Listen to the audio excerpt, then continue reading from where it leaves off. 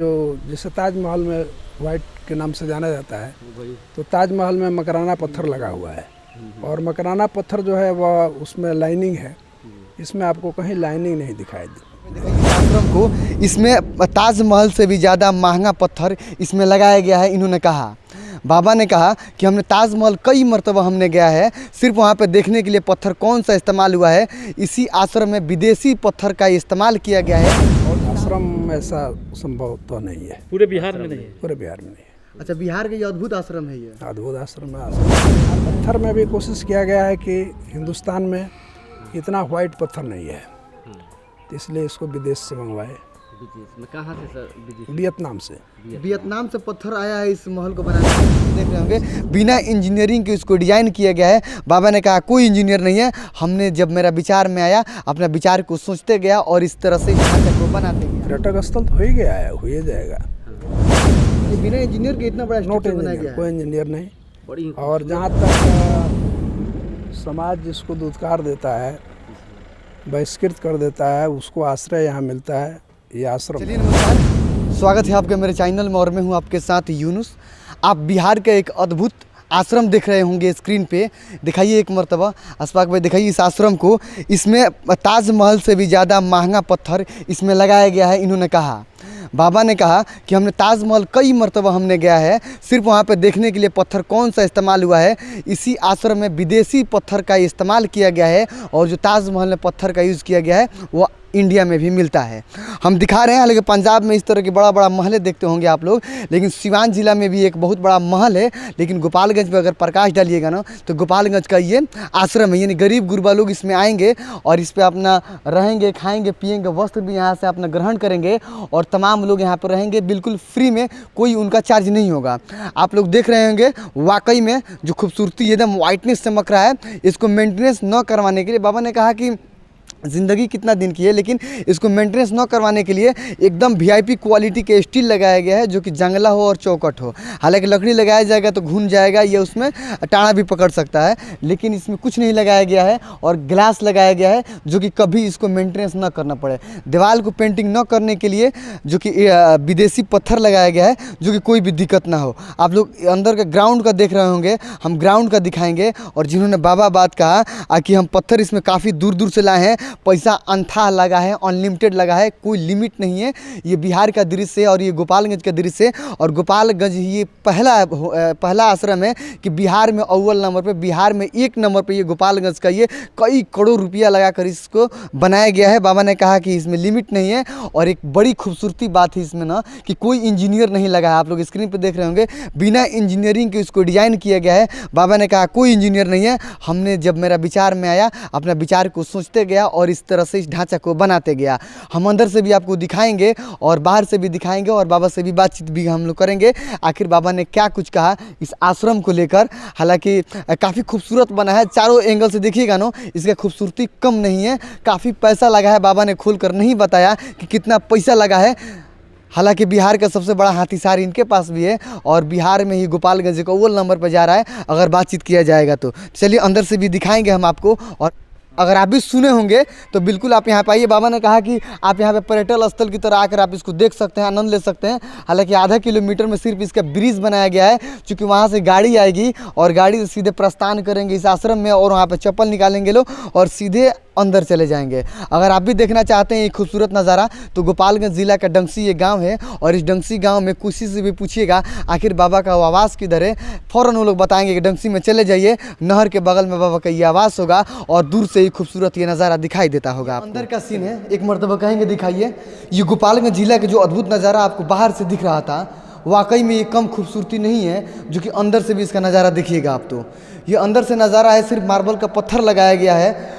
पता नहीं पत्थर कहाँ से आया हुआ है। एक ही पिलर देखिएगा तो शीशा की तरह ये चमक रहा है। पिलर ये देखा, ये पिलर शीशा की तरह चमक रहा है। ऐसे कई मंजिल है ये, मतलब अगर घूमेंगे तो शायद तो इसमें घंटों लगेगा। लेकिन ये गोपालगंज जिला का जो डंगसी है ना, ये बाबा का ये मठ है, हम दिखाएंगे। ये ये पता है क्या ये सब देखिए रजनी स्टील है, स्टील में हर वो चारों तरफ दीवार के बगल में खूबसूरत लगा दिया गया है। ऊपर दिखाइएगा तो जबरदस्त बनाया गया होगा। ये अंदर का नज़ारा है। और जब इनके बाबा से बात होगा तो देखिए उन्होंने क्या कुछ कहा है, कहाँ से पत्थर लाए उन्होंने। वाकई में अगर इसकी खूबसूरती की देखा जाएगा तो वाकई में बहुत खूबसूरत है, बहुत खूबसूरत है। खूबसूरती कम नहीं है, सिर्फ में पत्थर यूज़ किया गया है और अल्मुनियम और स्टील यूज़ किया गया है। इसके अलावा लोहा तो इसमें मुझे लग ही नहीं रहा है कि रड के अलावा, छड़ के अलावा लोहा भी इसमें इस्तेमाल किया गया होगा। दिखाइए एक मरतबा ये खूबसूरती इसकी, एकदम वाइट बना हुआ है। और बाहर से देखिएगा ना तो ऐसा लगेगा कि वाकई में कहीं किसी महल में खड़ा है, लेकिन इसमें रहने के लिए एक भी लोग नहीं हैं। ये बाबा हैं और ये बाबा का ये नज़ारा है। हम बाबा से बातचीत करेंगे हम लोग, देखिए उन्होंने क्या कहा है और ये अंदर का नज़ारा दिखा रहे थे हम आपको। बहुत इस तरह से मठ बनाए हैं, इतना बड़ा कितना साल लगा इस खूबसूरत महल को बनाने में? धीरे धीरे बहुत दिन लग गया, बहुत दिनों से बन रहा है। फिर भी कितना दिन लगभग? फिर 4-5 साल लगा इसमें। अभी काम भी अधूरा है? नहीं, कोई काम अधूरा नहीं, आगे काम बाकी है। पुल वगैरह, रास्ता, रोड, ये सब बाकी है। बाउंड्री होना बाकी है। इसका मुख्य उद्देश्य क्या था बाबा? ये आश्रम है, ऐसे लोगों के लिए है जो लोग, समाज जिसको दुत्कार देता है, बहिष्कृत कर देता है, उसको आश्रय यहाँ मिलता है। ये आश्रम है। इसका यही उद्देश्य है कि गरीब गुरबा कमज़ोर वर्ग के लोग, कमज़ोर लोग यहाँ आकर के निवास करेगा, उन्हें भोजन मिलेगा, वस्त्र मिलेगा, सारी व्यवस्था मिलेगी। यहाँ पे आज जो आएगा यहाँ पे परमानेंट के लिए रहेगा या अगर कुछ नहीं स्टे करके जा सकते? नहीं, परमानेंट रह सकता है, कोई दिक्कत नहीं है। आकर जा भी सकता है, दोनों बातें हैं। कहाँ के लोग हैं? कहीं का भी लोग आवे, पूरे दुनिया से, कहीं से, पूरे देश से, कहीं से भी आवे। यानी कितना आदमी इसमें ठहर सकता है? रहने के लिए तो करीब हज़ारों की संख्या में लोग रह सकते हैं।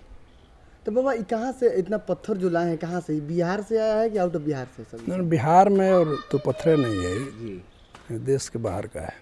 देश के बाहर का है? तो ऐसा लग रहा है बाबा गोपालगंज में इतना बड़ा महल या बिल्डिंग होगा, आपको ऐसा लग रहा है? पता ना होगा, ये तो नहीं है, लेकिन आश्रम ऐसा संभव तो नहीं है। पूरे बिहार में नहीं है? पूरे बिहार में नहीं है। अच्छा, बिहार का ये अद्भुत आश्रम है? ये अद्भुत आश्रम है। आश्रम तो बिहार में करीब हर ग्राम सभा में हुआ करता था जी। लेकिन धीरे धीरे करीब 50 साल से इधर सभी आश्रम समाप्त के कगार पर जा रहे हैं।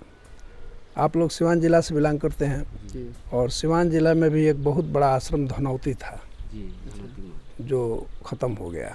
इस तरह से सभी ग्राम सभा में बिहार के आश्रम हुआ करते थे, जो आश्रम धीरे धीरे समाप्त हो गया। केवल यही आश्रम है जो जागृत है और अच्छा ढंग से चल रहा है। कितने की लागत से आश्रम तैयार हुआ है? अब इसका तो कोई लिमिट नहीं है, आते गया लगते गया। कहीं ना कहीं इसमें रोजगार भी, गरीबों को रोजगार भी, कर्मचारी भी चाहिए, साफ सफाई के लिए चाहिए रोजगार भी। हाँ, ऐसा तो ही है, ऐसा तो ही है। रोजगार भी है, सेवादार भी हैं, बहुत लोग हैं कुछ नहीं लेते हैं, भोजन करते हैं और सेवा करते हैं। तो बाबा आपका जन्मभूमि तो यही रहा है, लेकिन कर्मभूमि आपका कहाँ रहा है? नहीं, जन्मभूमि तो हमारा देवरिया जिला में रहा।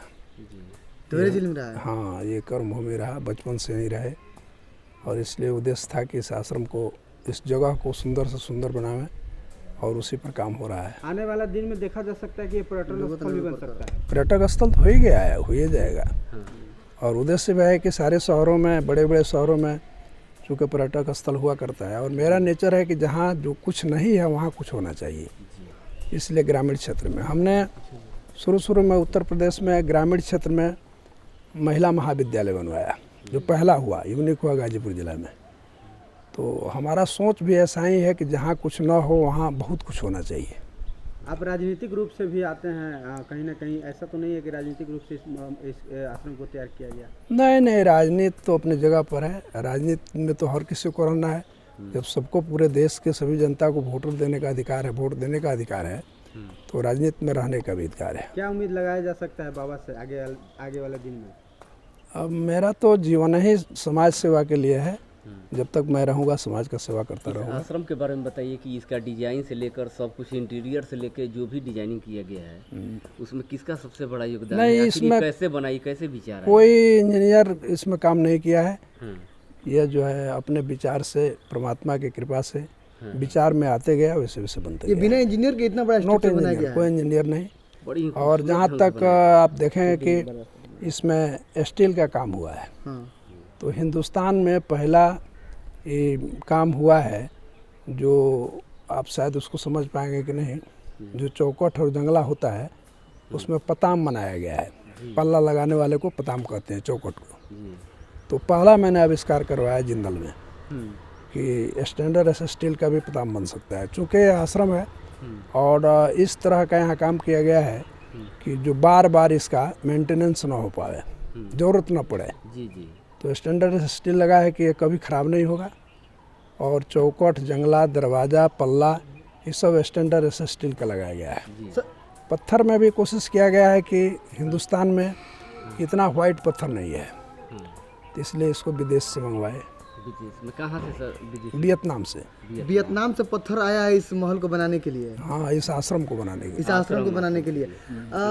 इसमें बिहार के अलावा कहाँ कहाँ से कारीगर आए हैं इतना बड़ा आश्रम को तैयार करने के लिए? कारीगर तो दिल्ली से भी आए थे, पंजाब से भी आए हैं और अपने यहाँ बिहार से भी हैं बहुत से। सिर्फ पत्थर ही विदेश से आया है कि और भी सामान कुछ विदेश से आई है? नहीं नहीं, केवल पत्थर सिर्फ पत्थर। पत्थर आया विदेश से? वाइट पत्थर यहाँ पर नहीं है अपने यहाँ भारत में। मन प्योर हाइट मकराना में जो जैसे ताजमहल में वाइट के नाम से जाना जाता है, वही। तो ताजमहल में मकराना पत्थर लगा हुआ है। और मकराना पत्थर जो है वह उसमें लाइनिंग है, इसमें आपको कहीं लाइनिंग नहीं दिखाई देगा। और जहाँ तक ये संस्था जो है दरिया आश्रम जो है सतगुरु दरिया साहब का संस्था है, और सतगुरु दरिया साहब ने श्वेत का संदेश दिया, जो श्वेत सत्य का प्रतीक है उसका उन्होंने संदेश दिया। और इसमें कोशिश किया गया है कि सभी कुछ जो है सफ़ेद हो, किसी तरह का कोई रंगीन ना हो। अच्छा, इन जो ताजमहल में जो पत्थर को लगाया गया है वही पत्थर इस आश्रम में भी लगाया गया है? नहीं नहीं, वो पत्थर तो मकराना का पत्थर है, तो हिंदुस्तान में पत्थर है। अच्छा, वो हिंदुस्तान में है? हाँ, वो पत्थर बहुत सस्ता है, ये तो बहुत महंगा पत्थर, अच्छा, ताजमहल से भी महंगा पत्थर इसमें लगाया बहुत महंगा पत्थर लगा है। अच्छा, इतना खूबसूरत आश्रम जो बना है तो पर्यटक आएंगे, आपने थोड़ी देर पहले बोला आएंगे, उनके लिए क्या क्या व्यवस्था किया गया है और आने वाले दिन में क्या क्या व्यवस्था किया जाएगा? नहीं, आने वाले में तो बहुत कुछ सारे सुख सुविधा दी जाएगी, रहने का, खाने का व्यवस्था किया जाएगा, यही है।